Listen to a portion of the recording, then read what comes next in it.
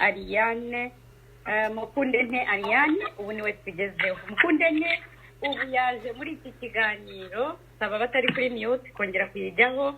Yaje muri iki kiganiro avuye mu kindi cy'Igifaransa nacyo gitabariza Adeline Rwigara. Nizere ko Mukundente washize impumu.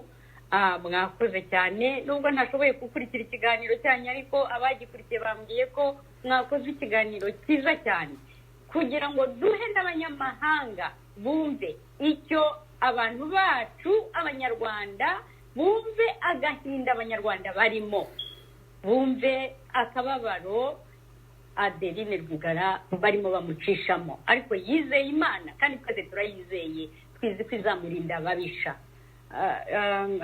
Ariane Mukundente, ijambo ni ryawe.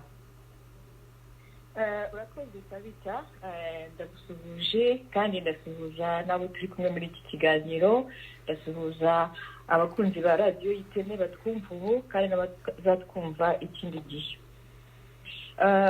Ikintu nababwira ni uko nizere ko mama Diane agihari. Ndashaka kubanza kumubwira ijambo, ndamwihanganishije cyane ngewe famiye ya Rwigara ntabwo nabamenye, uretse batabita twagiye duhura na Emerance, ariko mfite souvenir nziza ndi umwana. ni uko kera iyo habaga kuruse z'amagare twagera kuzireba, noneho bakaduha ingofero zanditseho iriya ruganda.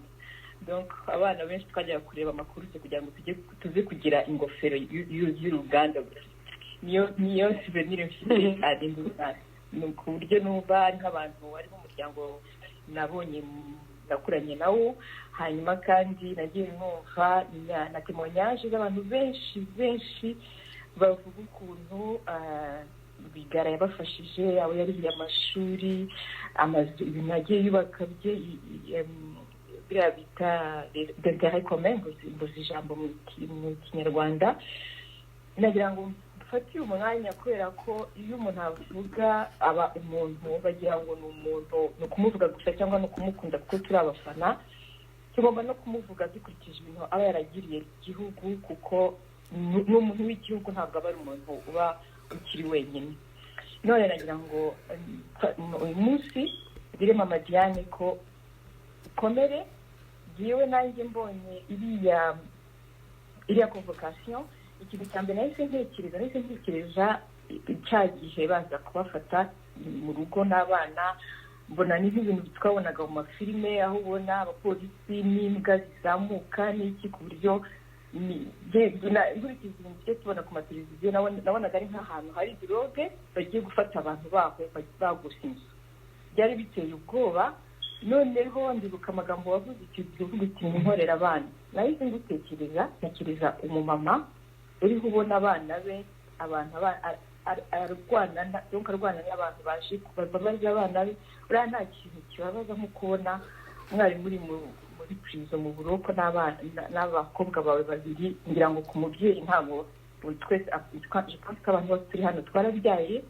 Iriya image kubona nazitekerezaga, ngira ngo ikintu cya mbere cyakubabazaga ni abana bawe, kubona abana bawe bari mu buroko. Burya umubyeyi ikintu aba ashaka ku mwana ni uko aba baramuzanye ku isi, ikintu akora ni kugira ngo adahungabana, amurihira ibintu byose, akamukunda, akirinda ikintu cyose cyamugirira nabi.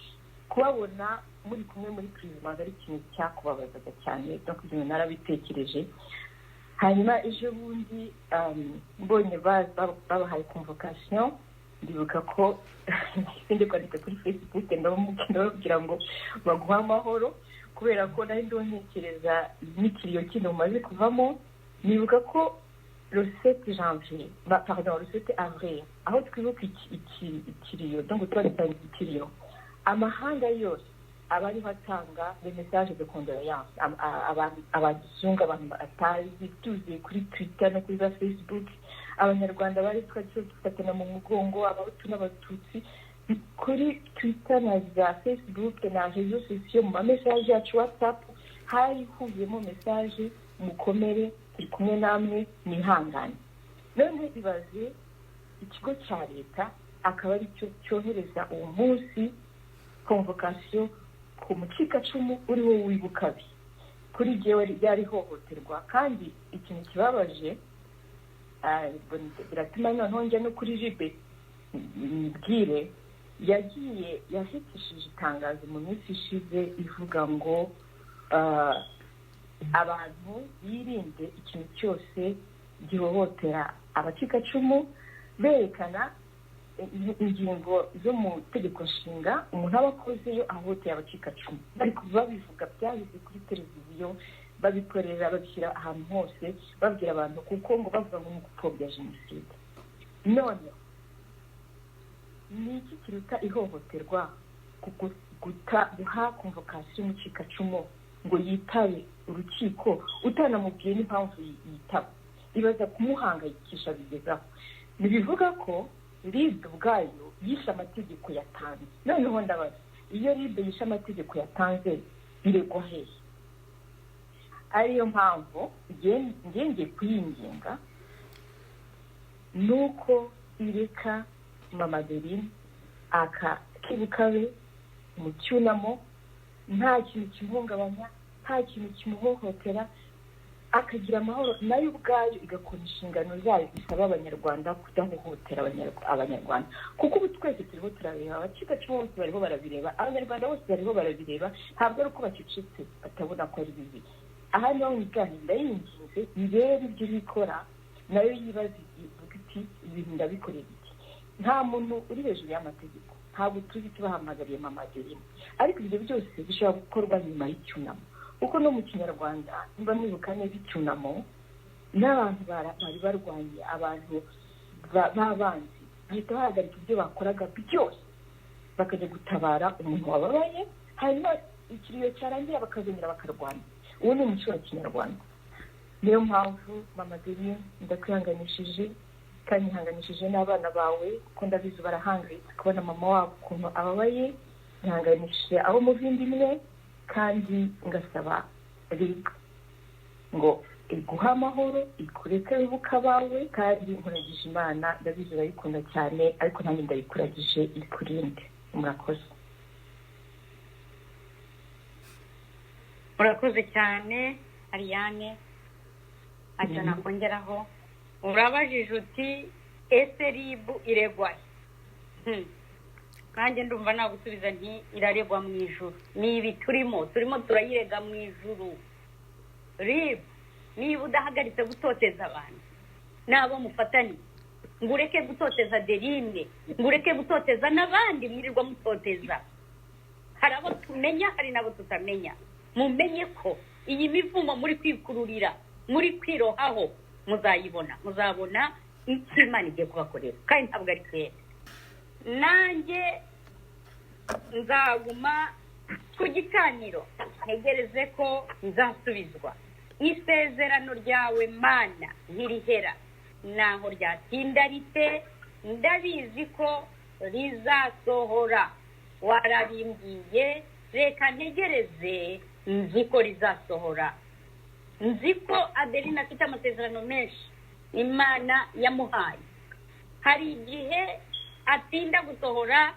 ariko nzi neza yuko azasohora komeza utegereze Adeline isezerano rizasohora reka dukomeze ndagira ngo nk'ijambo Genevieve mwamwumvise niwe wadusengeye dutangira ikiganiro ndetse adusomera n'isomo ryiza cyane ryo muri Bibiliya ni umubyeyi ukunda Imana nawe tuba turi kumwe mu biganiro nkunda gukora by'ubumuntu mu bantu turafatanya ni umubyeyi w'ubumuntu nawe rero nagira ngo muhamagare muhe umwanya agira icyo abwira Adeline madamu wa Rwigara Genevieve niba unyumva ijambo ni ryawe urakoze Tabita ndagushimiye ko mpaye ijambo nanone ndashimira kandi n'abandi bose twafatanije iki kiganiro ni ukuri Imana ibaha umugisha ntaratangira ndabanza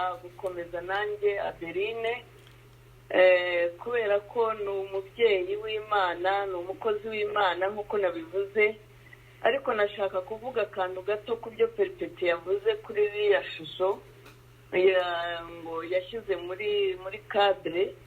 nanjye ririya shusho ry'ukuntu bahiritse Adeline, ry'ukuntu bamufashe bakamutoteza, ni ukuri nanjye ni ubwa mbere nari mbibonye. Ibyo bintu rero byankoze ku mutima, bituma mfashe ibihe byo kwiyiriza byo kumusengera. Ntabwo muzi, nawe ntazi, ariko rwose Imana ni igitangaza.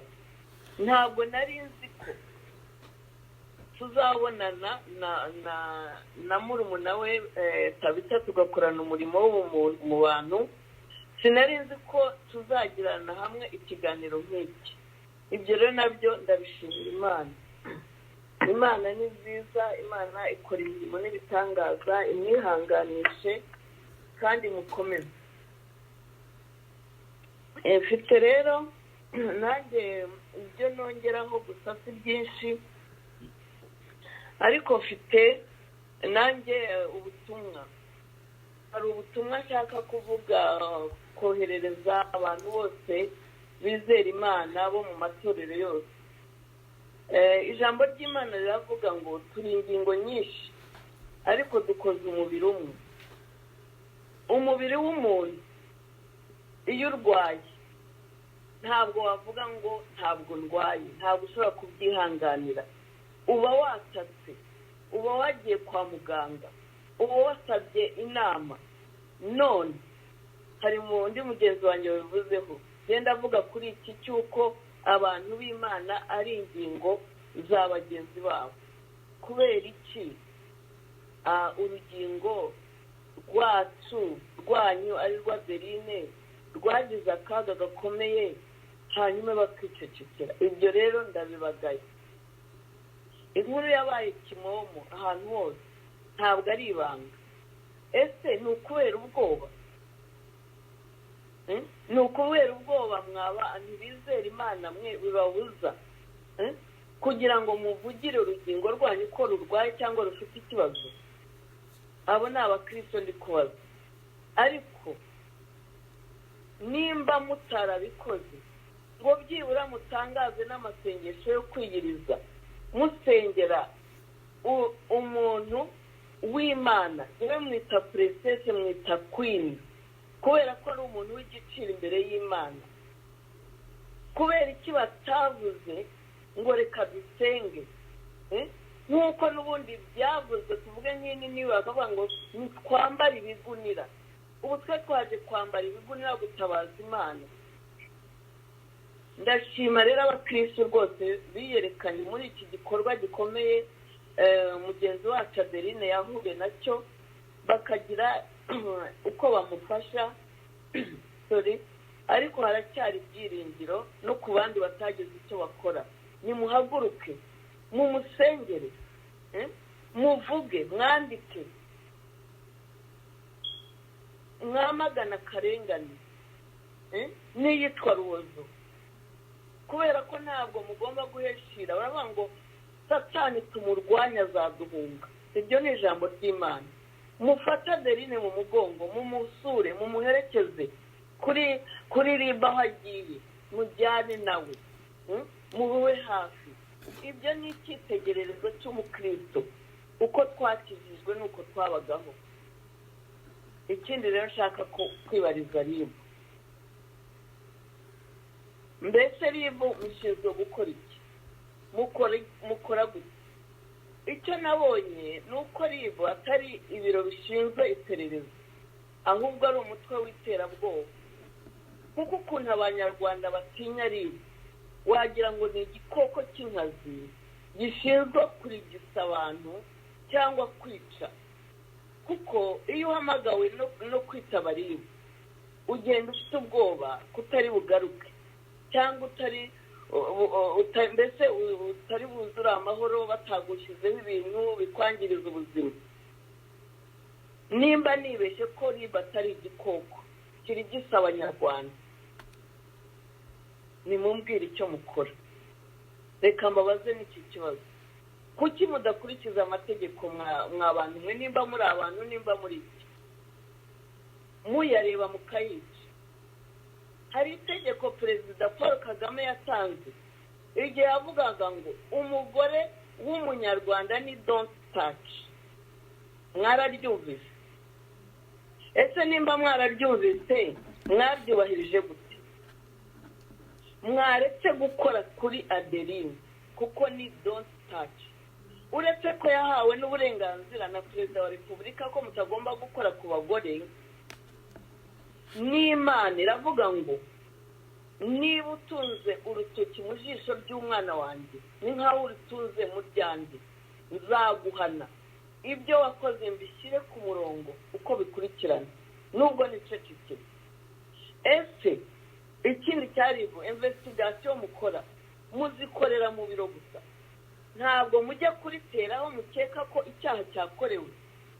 Niba mukorera mu biro gusa akazi kanyu ntacyo kamaze, ni mwegure. Ku kibazo cya Adeline, RIB ikeka ko Adeline yakoreye icyaha kuri interineti. Ndabasaba ko mwajya, kuko si ubwa mbere iyo avuze ikintu kuri interineti cyangwa aganiriye n'umuntu muba mwashinze ko mujya kuri tere, kuki mwemera ko kuri interineti bivuzweho bifite umumaro, kuki mutelefona, kuki muburanira kuri interineti abantu mushinja ibyaha bikemerwa. Ubu turi muri tekinoloji, niyo mpamvu n'ubu tuvuga ibintu bikumvikana. Nta reason yuko mushobora kumufata ngo muteregane.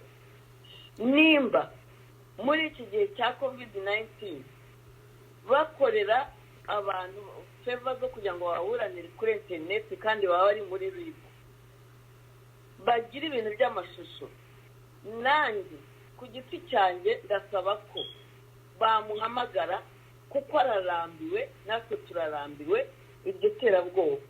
Nanjye bumvuze nk'umusazi nka Paul ibyo nabasomeye, nkabasaba RIB ko yakwisubiraho. Ikindi kibazo mfitiye RIB, mbese kuki mushaka kubaza ibibazo Adeline kandi ari mwe mwagombye kumusubiza ibibazo ababaza? Yarababajije ati abantu mwanyiciye umugabo mumuzingazingira mu mashashi ndeba avinjirana amaraso, nasenze Imana ngo ntagire emotion.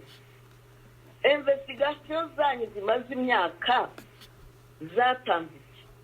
Turasaba ahubwo, ndasaba ko mwerekana investigation zimaze umwaka ku kibazo cya Rwigara Asina Paul aho mukigejeje. Mwe kudupfunyikira, mwe kutubwira ibintu tutumva twe.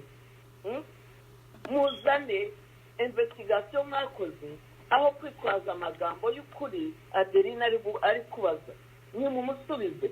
Natwe turasaba nk'abagore bahagurutse mudusubize. Yarababajije ese abamusenyeye bakamutwarira umutungo ku buryo butemewe n'amategeko mwakoze iki?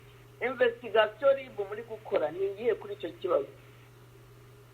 N'ibindi byinshi cyane mwagiye mukora, ibintu ngo umuntu yavuze ngo ibiki n'ibiki.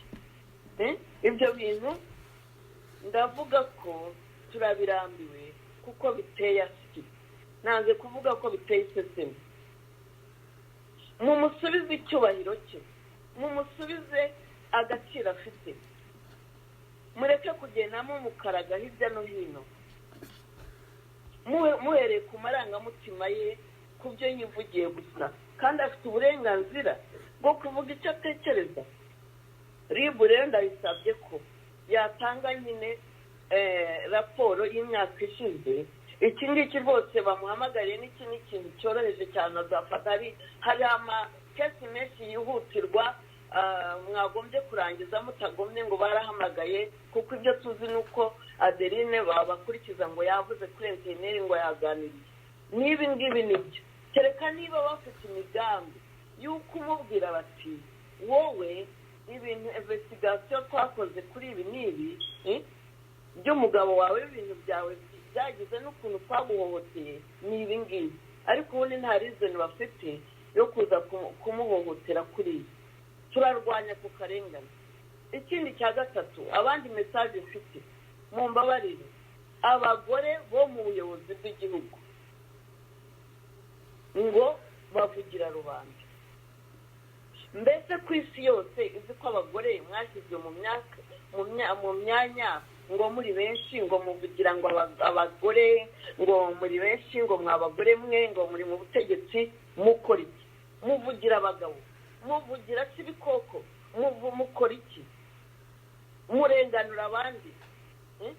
Abantu barasenyerwa, abantu barahangayitse, abantu baricwa ruza, abantu baraburirwa irengero, abantu barakorera iki? Mwabagore mwe bo mu butegetsi murihe? muri gukora iki? Mumeze gute? Namwe muri mu nteyasiki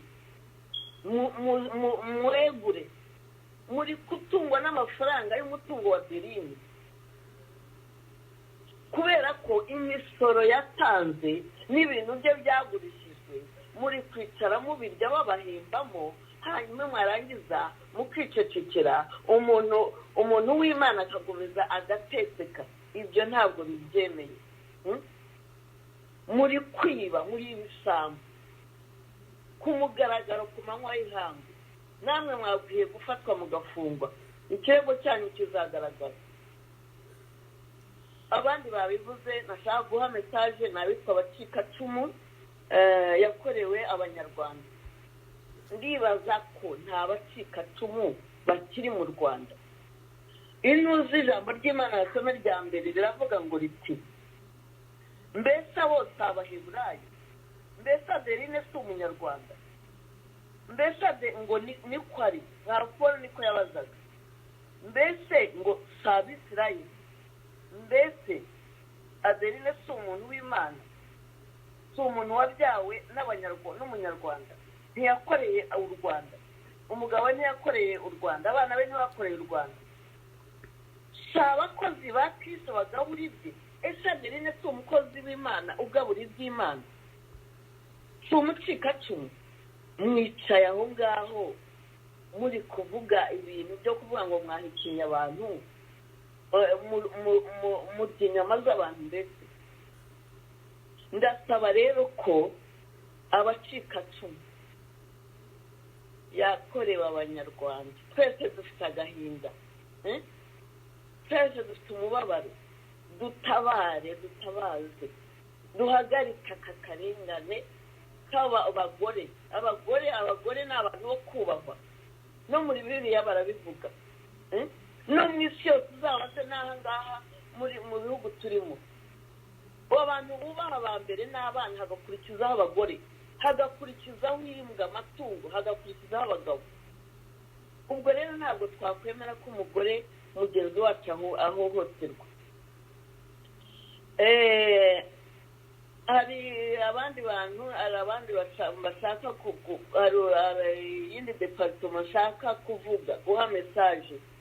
Ni departoma, ni leta nako, ariko ikaba ari departoma ya minisiteri ishinzwe abinjira n'abasohoka mu gihugu. Ndasaba iyo minisiteri ko yafasha Adeline kubona ibyangombwa byo gusohoka mu gihugu, akahajya ahantu hatuje, kuko akeneye kwitabwaho, akitabwaho neza kubera izi mpamvu. Adeline yabaye abused psychologically, physically, emotionally, economically, emotionally, ibyo nabivuze, n'ibindi byinshi ndetse bya abuse Adeline yahuye nabyo, bituma ajya muri kadire y'umugore bita at risk, umugore ukeneye gutabarwa byihutirwa. Turasaba rero, nta muntu yishe, nta muntu yahungabanyije umutekano, nta kintu yakoze gituma afungwa, akashobora kudasohoka, akashobora kuba atagira uburenganzira busesuye, agashobora kwitaho ubuzima bwe uko ashatse. Ntabwo twakomeza kwihanganira ko mumufunga mukamufungirana nkaho ari umuntu yagize ikintu rwose. N'interahamwe zirasohoka zirindegenda ahantu hose tujya tuzibona. Nasohoke nibamuhe ibyangombwa, tuzamwakira, tuzamushakira abantu bize professional bashobora kumwitaho, akagarura ubumuntu, akagira umutima wo kumva nawe ari umuntu, ari ikiremwa muntu, atari uwo guhumbuka abantu. Ese mumwimira iki byangombwa? Tugiye kwandika petition yo kohereza mu miryango yose ishinzwe uburenganzira bw'ikiremwa muntu, tumutabariza, kuko uyu munsi ni ugutabaza. Tuzohereza ahantu hose.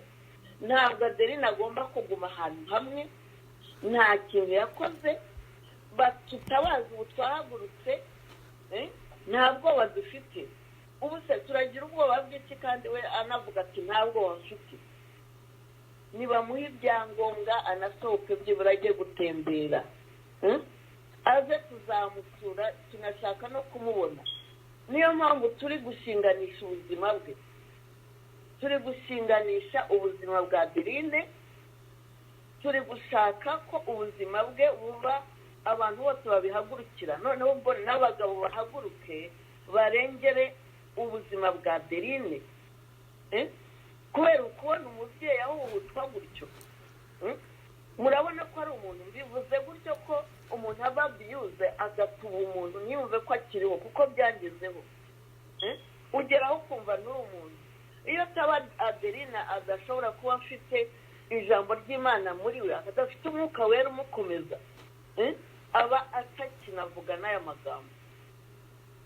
Urumva rero ko ntabwo ndatinze, ndengeje iminota yanjye 5, ariko nibyo nashaka kuvuga. Ni mesaje yo gukomeza Adeline, nkamubwira ko mukunda, namukunze ntaramumenya, namusengeye ntaramumenya, none Imana iraduhuje, kuko ari Imana y'igitangaza kandi yumva amasengesho. Turi kumwe. Iki gikorwa twatangiye kidasanzwe ntabwo kizahagarara tutasubijwe, tutabonye Adeline ari mu buzima bwiza, arimbu kiriya gikoko kirukankana abantu kikabatera ibintu bibi, kidahagaritse gukora ibyo bintu. Ubwo rero bene data, bavandimwe, nkaba mpagaritse aho, nkaba mbashimiye. Imana ikomeze iduhane umugisha, kandi twambike ubutwari bwo gukomera no gukomeza, kugira ngo dutabare, kuko ni indangagaciro n'ubundi tugomba kurwanira. Murakoze rero, ndabasezeye. Imana ibahe umugisha. Murakoze cyane Genevieve. Kandi rero Imana ihora ihoze, Imana iramuzi Adeline, ntabwo izamureka ngo ntizamusiga, ntizamuhana, imuhetse ku mugongo wayo, ntabwo izamusiga. Amena. Uravuze uti turashinganisha ubuzima bwe, ese mwari muzi ko batangiye kwandika ku mbuga ngo Adeline agiye kwiyahura, ngo ibi ni ibintu biteye isoni kuri iriya leta. Batangira baba bazi yuko bagiye kugirira umuntu nabi, bagatangira bakavuga bati murabizi agiye kwiyahura kubera ibi n'ibi. Ubwo baba bagira ngo bamwice, nibarangiza bavuge bati ntitwabivuze se, dore yari yiyahuye. Ndagira ngo mbibutse ko Adeline adafite umugambi wo kwiyahura. Yiyahuzwa n'iki? Ko ari umukristo azi Imana. Abo mwabeshye ngo bariyahuye twarabibonye, bakize Mihigo mwanyuze, mwarangiza muti biyahuye. Turabyamaganye, turabirambiwe. Ibamugisha, tugiye kumva ubuhamya kundi mubyeyi uri muri Afurika ukunda Adeline cyane, abikuye ku mutima. Nawe reka tumwumve niturangiza, ubwo baradushyiriraho indirimbo ya nyuma. Iriya nababwiye ngo Imana izaca kandi ikayira. Ubuhamya. Mwiriwe neza bana yanjye, ibintu byo kuvuga noneho ntabyo dufite, kubera ko dufite ibisebe byinshi ku mutima. Bantu mwe, iyo umuntu ababaye cyane akagira igikomere ku mutima, igikomere kigira gutya kigahindukamo igisebe. igisebe nacyo cyatinda kikabura. Igisebe rero kimaze kubura umuntu abura noneho icyo gufata n'icyo areka. Ni ukuri nivugiye ku ruhande rwanjye ndi umutima wanjye ugiye kubura. Njye hari ikintu ushaka kwibariza abantu bo muri RIB. Kuvuga mu Rwanda umuntu akavuga ukuri uko akumva ni ikibazo. None se umuntu niba avuze ukuri uko akumva n'uko akubona ni gute RIB imuhamagara? Njye mbivuze mbishingiye kuri Adeline Rwigara. Uyu mubyeyi mwamugaraguje agati, mwaramugaraguye paka yaranose. Adeline rero ikindi nemera mpamyamanya nawe ni umukozi w'Imana kandi Imana yemera. Kuko itajya kumwemera aba yarapfuye, muba mwaramwishe ko ntabwo kuba ariho ari ubwanyu. Nkuko bavuga ngo kubaho k'umushwi si impuhwe z'agaca, nawe niko mbona bimeze. None se Adeline mugize gutya mumwiciye umugabo areba. Icyo ni igisebe cya mbere kijyana. Mugize gutya murongeye muramusenyeye areba. Cya gisebe mukijombye n'igiti. Murongeye mumutwariye uruganda. Igisebe noneho mucishijemo urwembe. Murongeye muraje n'ibyo mu rugo murabitwaye noneho muranamufunze, mukoze ibiki byose muri mwamwidagadiyeho mbese uko mushaka. None aricara avuze yivugiye ubuhanuzi Imana yamuhaye, namwe muti natwitabe.